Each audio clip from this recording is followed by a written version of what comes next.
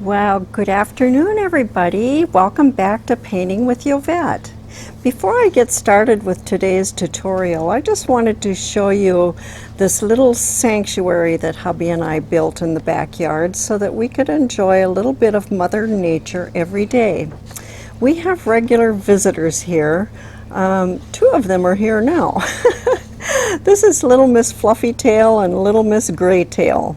These are two darling little females, and they're here every day waiting for Carson to feed them. We also have another one called Little Balls. He's a male, but he has not shown up yet, so I don't know where he is. Anyway, it's such a pleasure to watch these little squirrels every day. And we have a variety of birds too. I just love these little chickadees. Yesterday we have 5 of them all lined up on the bird bath in a row, and it was so darn cute to watch. I'm not sure what this kind of a bird is, but he's very pretty, and there's a lot of them. And here's a little bit more of Miss Graytail. She and the birds, you know, they get along just great. They don't bother each other. They share the same territory, and it's just really, really fun to watch them. Now for my tip on varnishing a painting. This works like a charm.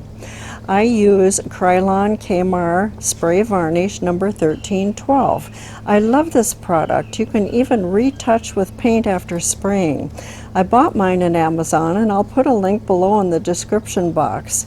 I found a super price for a 6-pack, so you can check that out along with some of the other products that I recommend. So be sure and spray outside.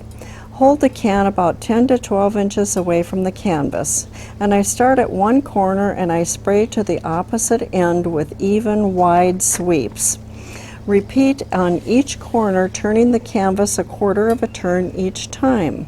It's fast and it's easy. Thank you for viewing my video today, and if you found anything interesting and you're new here, I hope you like it, I hope you share it, and I hope you subscribe.